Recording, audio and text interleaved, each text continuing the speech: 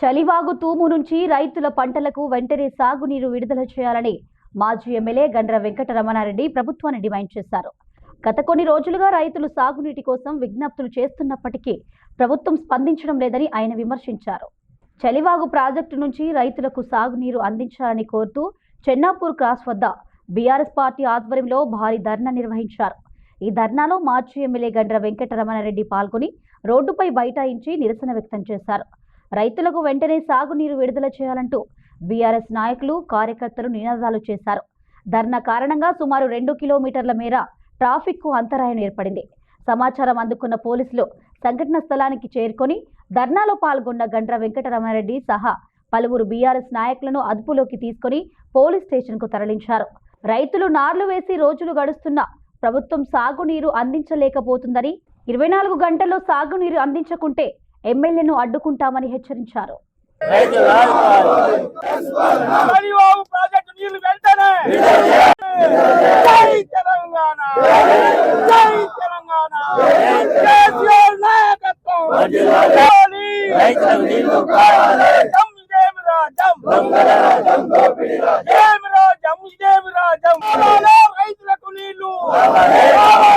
Chalivagu project యొక్క తూములు నీళ్లు వదిలి పంట పొలాలకు నీళ్లు ఇవ్వాలని చెప్పి దాదాపుగా మేము 15-20 రోజులు నెల రోజుల నుంచి అడుగుతున్నా. ఈ ప్రభుత్వానికి చలనం లేదు, చీమ గుట్టినట్టు కూడా అయితే లేదు. ఇక్కడ నుంచి మోటార్లానే పైకి నీళ్లు తీసుకుపోతా ఉన్నారు. మా పంట పొలాలకు నీళ్లు ఇస్తలేరు కాబట్టి మా రైతులందరూ కూడా ఈరోజు తీవ్రమైనటువంటి మనోవేదనలు ఉన్నారు. 45 రోజులైన నార్లు పోసి ఎదిగి ఉన్నాయి. నార్లు నీళ్లు ఇస్తే నాటేసుకోవాలి, నీళ్లు లేకుండా మీనమేషాలు ఎక్కిస్తున్నారు. కాబట్టి ఈరోజు చివరిగా ప్రభుత్వానికి హెచ్చరిక చేయడం కొరకు ఈరోజు రాస్తారోకో చేసాం. ఇది ఇంతటితో ఆగదు. తక్షణమే కనుక స్థానిక శాసనసభ్యుడు వెళ్ళి 24 గంటల పడక నీళ్లు కనుక వదలకపోతే ఎక్కడికక్కడ గ్రామాలకు వస్తే నిలదీస్తాం, ఎక్కడికక్కడ నడవకుండా చేస్తామని ఈరోజు రైతులు హెచ్చరిక చేస్తున్నారు. కాబట్టి తక్షణమే నీళ్లు ఇవ్వాలి, పంట పొలాలకు నీళ్లు ఇచ్చి రైతులను ఆదుకోవాలని చెప్తున్నాం. ఈ రోజు ప్రభుత్వం 2 ద్వంద్వ విధానం అవలంబిస్తున్నది. గన్పూర్ నియోజకవర్గానికి నీరు అక్కడ అఫీషియల్ గా పంటలు ఇస్తారు, ఇక్కడనేమో మా పంట పొలాలను ఎండగొడతారు. ఇది ఏం ధర్మం, ఇది ఏమి న్యాయం అని చెప్పి రైతులు ప్రశ్నిస్తున్నారు.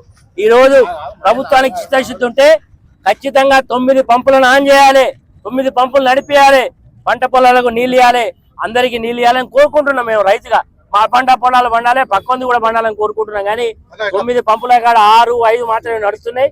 ఏంది కారణాలంటే రిపేర్ అని ఒకసారి, కరెంటు లేని ఒకట, అది ఎలక్ట్రిసిటీ ప్రాబ్లం ఒకటి, నిర్వహణ లోపని ఇన్ని కార్యక్రమాలు చెప్తున్నారు. 9 పంపులు నడపాలి, నెలకు 6.5 టీఎంసీలు 6 టీఎంసీల నీళ్లు పంపింగ్ కావాలి. 36 టీఎంసీలు కనుక పోతే ఎక్కడ కూడా పంట పొలం ఎండదు, తాగునీటి సమస్య రాదు. కాబట్టి ఇవన్నీ కూడా చేయాలని చెప్పి సందర్భంగా డిమాండ్ చేస్తున్నాం. చేయకపోతే ఇలా ఈ యొక్క రాస్తారోకతోటి ఆగదు. ఈ కార్యక్రమం రేపు ఉంటది, ఎల్లుండి ఉంటది. ఖచ్చితంగా ఈ ప్రభుత్వం దిగివచ్చే వరకు మా కార్యక్రమం ఉంటది. రైతులను ఏడిపించినటువంటి పాలకులు కాలగర్భంలో కడిచిల్లు. రైతు ఏడిచిన రాజ్యం, ఎద్దేడిచిన అవసరం ముందు పడదు. ఇప్పటికి రైతులు ఏడుస్తున్నారు. ఇది ప్రకృతి తెచ్చిన కరువు కాదు, రేవంత్ రెడ్డి తెచ్చిన కరువు అని చెప్పి రైతులు పెడతా ఉన్నారు. కాబట్టి రేవంత్ రెడ్డి, నువ్వు ఏదో కొంగ జపం కాదు, ఏదో అక్కడ పోయి వానం కావాలని ఇప్పుడు నువ్వు వాన కొరకు చేసేది.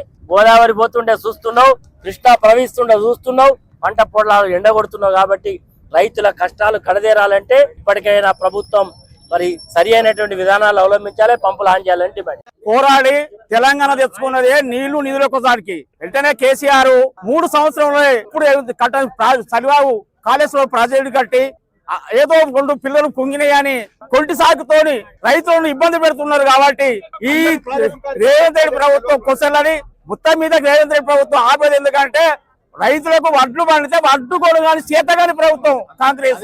అది దృష్టిలో పెట్టుకునే రేవంత్ రెడ్డి నీళ్ళు ఇస్తలేడు.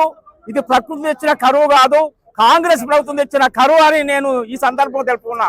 ఏమి లేదు, గండ్ర వెంకటరామరెడ్డి నాయకత్వంలో దాదాపు 2000 రైతుల మందితోని చలివాగు ప్రాజెక్టు తీసి 16 ఫీట్లు ఉండేట్టు దాన్ని చర్య తీసుకుంటామని ఈ సందర్భంగా రేవంత్ రెడ్డికి నా ఒక డిమాండ్ చేస్తున్నా.